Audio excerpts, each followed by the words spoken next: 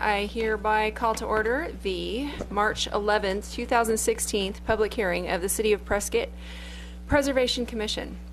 Members present at this meeting are, starting on my right, Christy Hastings, in order, Russ Buchanan, Gary Edelbrock, DJ Butkey, I was read it. On my left is Robert Burford. I'm Trinity Shelton, chairwoman. Also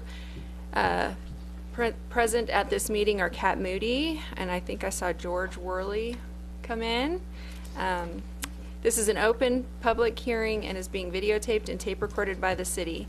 The proceedings are being televised by representatives of public media, local cable and or radio stations, and it may also be rebroadcast. The number of commission members present is 6. It will require 4 votes for a majority.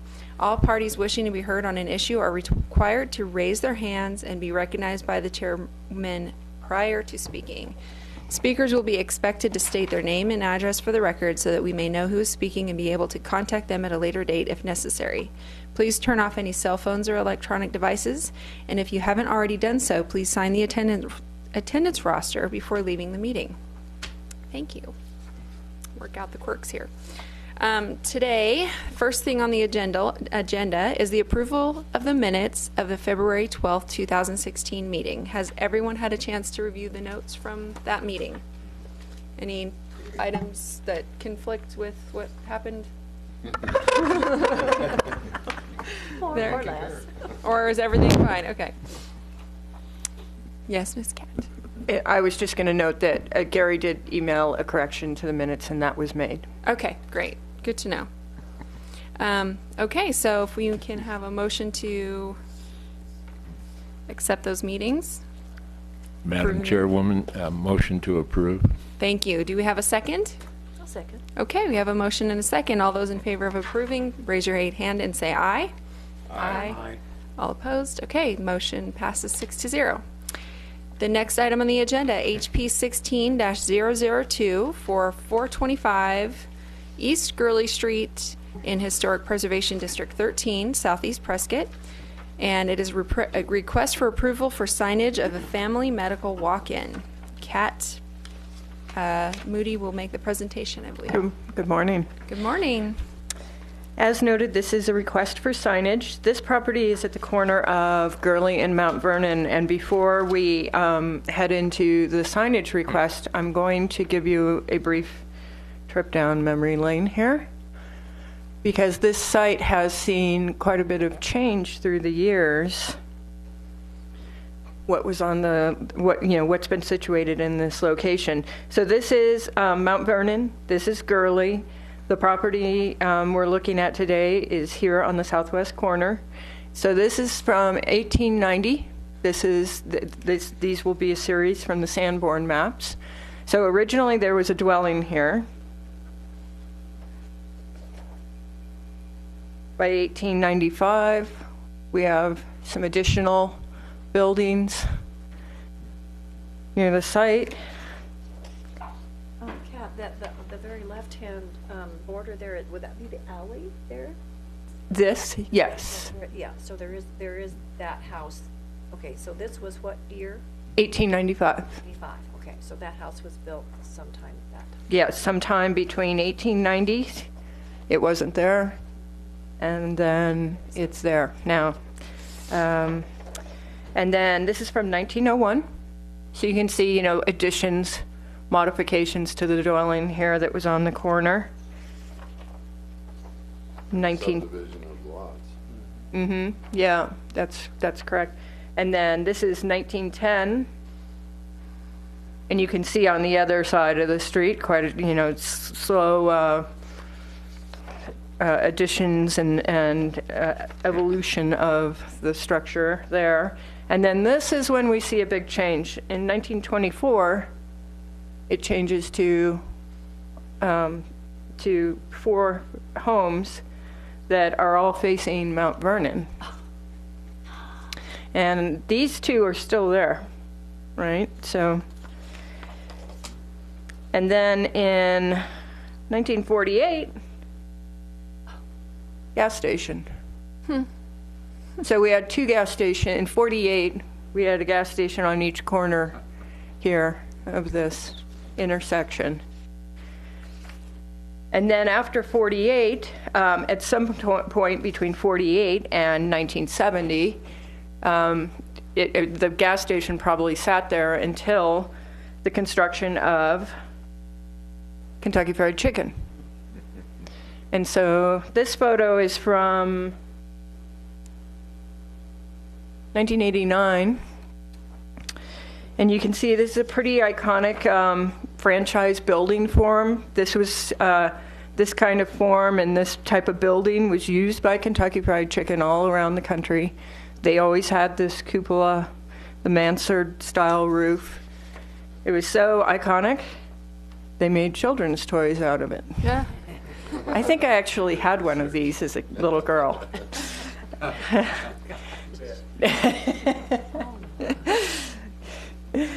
So what remains today on the site is the general structure of the building hasn't changed from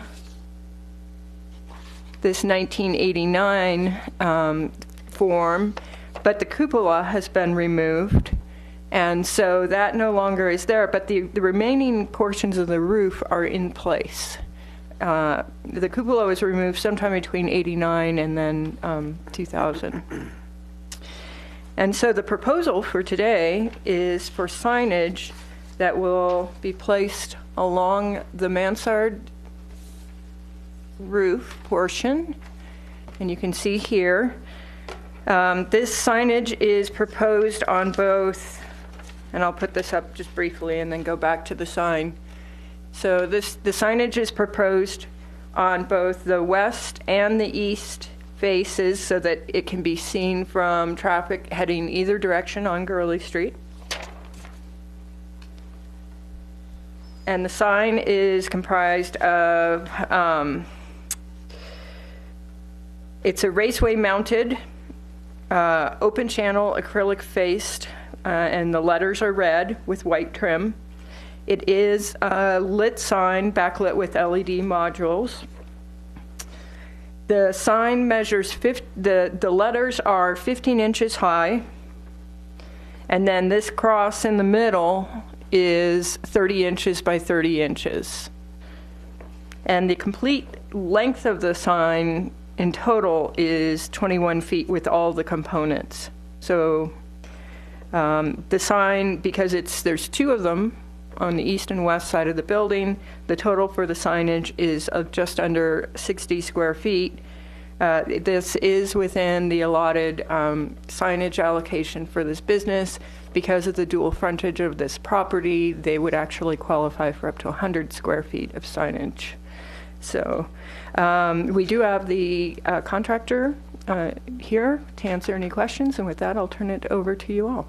Okay, thank you. Does anybody have any comments or questions on this item?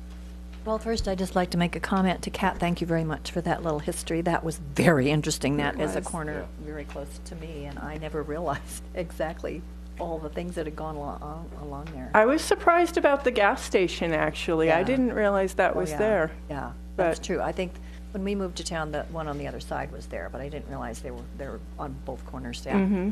Wow. I don't have anything in particular except my curiosity is getting the best of me, because I just this morning I kind of did a little circle around there, and I was looking at this side, which is actually west side. Yep. It's quite obscured as you come towards it by trees, so you can't see it very well. And I was wondering why, and this is irrelevant, and I'm sorry, but I'm just curious. Why isn't the sign on? Why aren't they suggesting a sign on the north side? Yeah, the north side. North side. She's wondering why they don't have a sign on the north side. Do you want Anybody to? pick that up? That's all, and it's irrelevant, and I'm sorry. Not to take up necessarily. anybody's No, time, it's but I'm actually just kinda relevant, I think. curious. Anybody want to comment on that? Come on up. Oh, it's okay. I haven't either, clearly. Please state your name and address for Good the morning, everyone. Stefan Markov, 704 East Muller. Well, during the springtime, the trees will blossom, but the rest of the time they'll be clear. So, The trees are on the As I east say, side? it's- I'm sorry to bother everybody with this. I was just kind of curious. I'll So be- was that your decision, or did somebody else make Pardon that? me? Was that your decision, or did somebody So else? you're referring to these trees right here, Christy? On the well, east side? Let's see. No, that's the other, because it's the parking lot side. Well, it's pretty open across No, this it's- parking Yeah, but there lot. are, well, as the line of vision was even without the trees. You can barely see it. is all. well, I guess it depends on what time of day you look at it. If the sun is against you, that's when I Could took be. the picture of. Yeah. So you really, and the building was painted with that dark color, so it's very difficult to have a visibility effect there for any sign you put. Really. The previous sign for the law office was centered right here on the face of what used to be the base of the cupola, basically. And it was just a small wooden sign, but it was also, a law office has a slightly different business need probably than a Yeah, I urgent care facility. Well, I'm sort of going with the idea that this use for this property really needs signage. It needs good, quick signage. Well, we're also limited by the allowed square footage, but Right, also right. The sign will be placed as close as possible to the Right. frontage of the building. And, So you're right there at the front. Yeah. there is actually also a freestanding sign, which I don't think is going to be used anymore, probably to allow for more parking space because of the nature of the business. But Yes. I don't know. There's not a whole lot of parking in that. We'll make it finger licking good.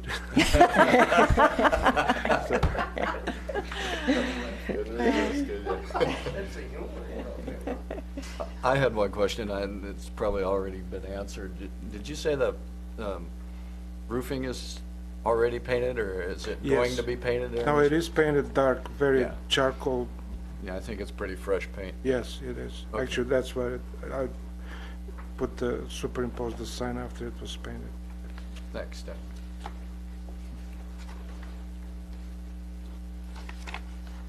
Go ahead, sir. Madam Chairman, Yes, sir. just a quick observation and comment on the history. It's interesting that a gas station building was a disposable piece of architecture, whereas a franchise building like this has maintained its location. That's all I had. Interesting observation. Very curious. I agree, actually. Yeah. It is interesting. It was a lesson in history this morning. That's why we're here. Well, I mean, on that same note, you can see that the reuse of gas stations all around downtown, Galloping Goose, on the corner of Willis and Montezuma, where you can see the previous form, those cutout corners where you used to pull through and pump your gas in the little open triangle under the roof. All of those buildings still stand and have been repurposed for retail use primarily. So, It reminds me of the Jack in the Box building that's now empty, which is only, a few blocks away. Seems like it was probably put there around the same time period. I'm wondering what will Yes. come of that as well. It'll probably end up being, that was the building that forced the birth of historic preservation in Prescott, because Yeah. the Bashford House was going It to was be moved, demolished in right? order, and then a grassroots effort then formed, and that house was moved to Charlotte Hall Museum's property. and we are very glad it was. Mm-hmm. Yes. All On a right. historical note, the previous occupant, Tom Kelly, worked there when it was a Kentucky Fried Chicken when he was in high school. that true? No, he told me himself. Yeah, that is full circle. That's interesting too. All right, does anybody have any, does everybody feel comfortable with the signage as proposed? Yeah, do we have a motion to approve?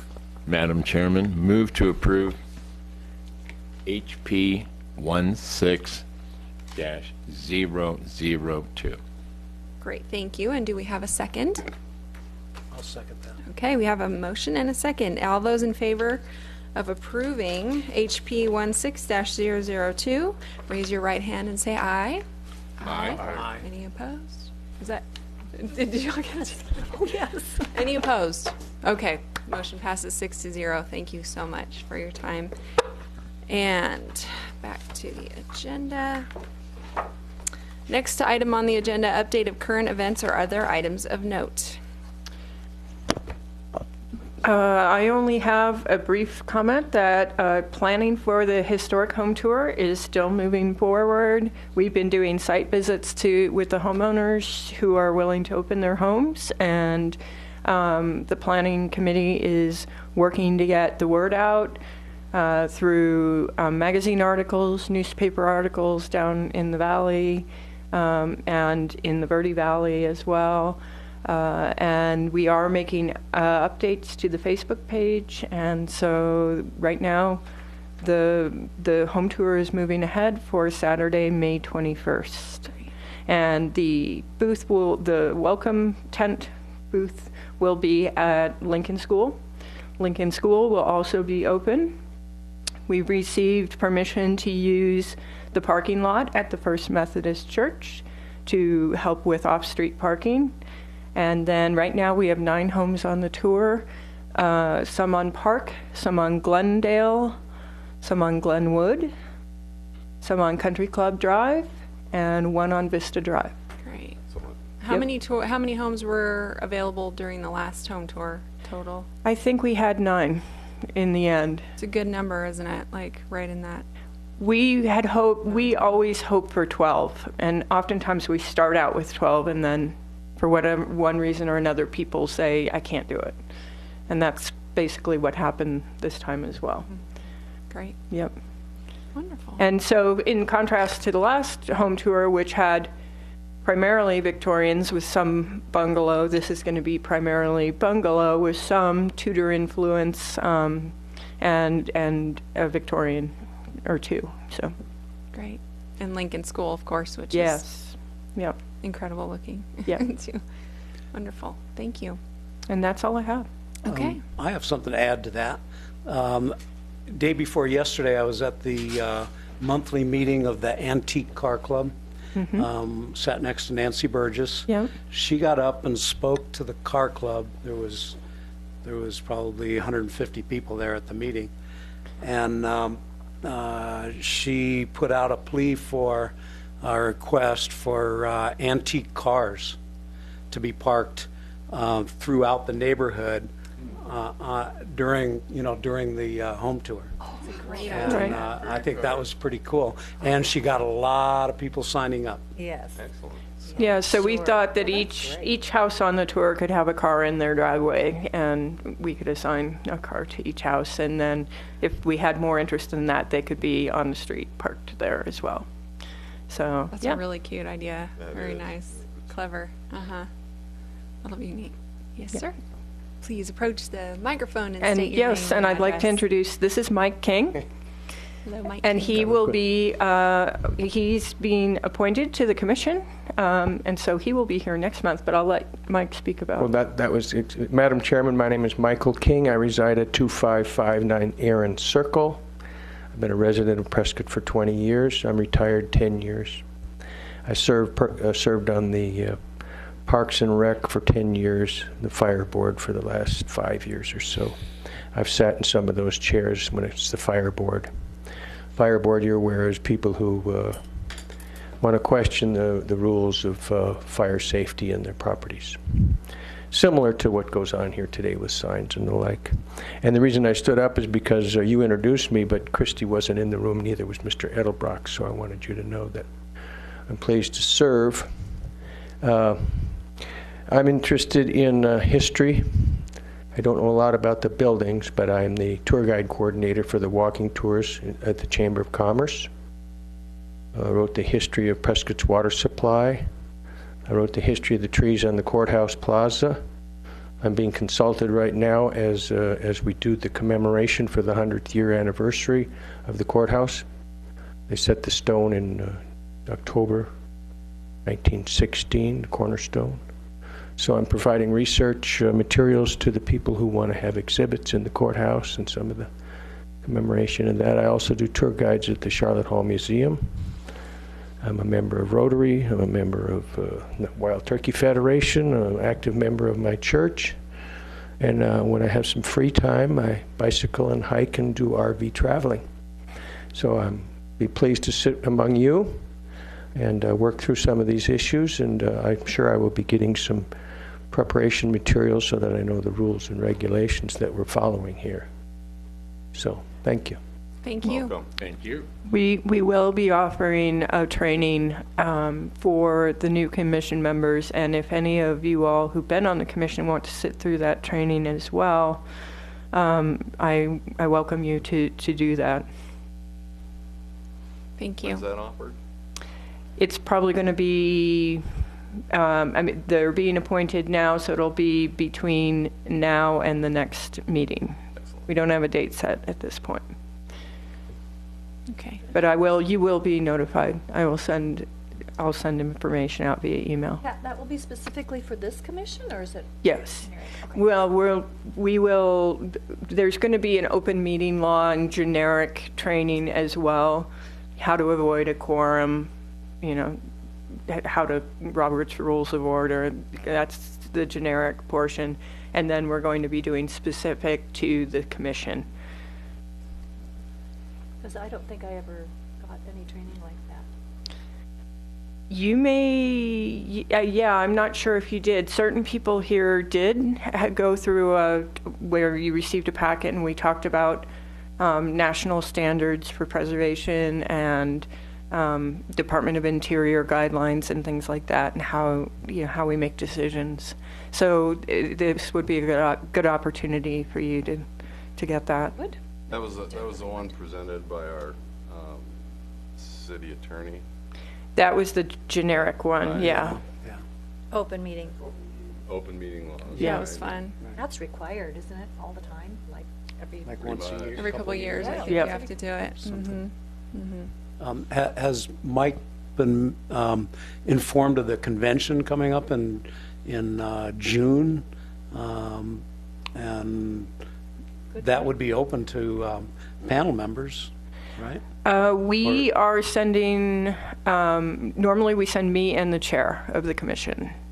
And so if the chair didn't want to go, then that spot could be transferred to another member of the commission. So we'll work that out as we move forward. But there is a statewide historic preservation conference in June in Phoenix. Now, as of the next meeting, we will have a new chair in place. Is that correct? And Yes. is it this So- gentleman to my right, Mr. DJ Bucky? Yeah, will be the DJ new Bucky chairperson? has been nominated chair, and Gary Edelbrock, have they spoken with you? They have. Okay, making sure this wasn't a surprise. Gary Edelbrock has been appointed vice chair. Fantastic. Excellent. Well, congratulations to both of you. I'm sure you'll enjoy your positions here. And thank you for the overview on your background, Mr. King. It sounds like you're going to be very, very valuable on the board here. Yes. So, thank you. Definitely. And one other side note with our end of year photo review. Yeah, I have your list. Excellent. So I will get that. I just actually got it together. So I should be able to get that to you today. And then if you think that you will be able to have photos for next month's meeting, then we can do the follow-up at next month's meeting. Okay, we'll discuss that. Okay. Once you see how long the list is. Yeah, exactly. All right. Long, huh? No. There's a lot finished in the last. It's not that bad. It's really not that bad. We've No. had longer ones in the past. Yeah. I believe it. Oh, yeah. Yeah, I think you'll be able to do it, but that's depending on your other workload and schedule outside of this. So, yeah. Great. Any other items of note from anyone? Just thank you. Thank you. Thank you all for everything. All right. On that note, I hereby adjourn the meeting of March 11th, 2016 Prescott Preservation Commission. Thank you. Well done, well done. Well done. Bravo.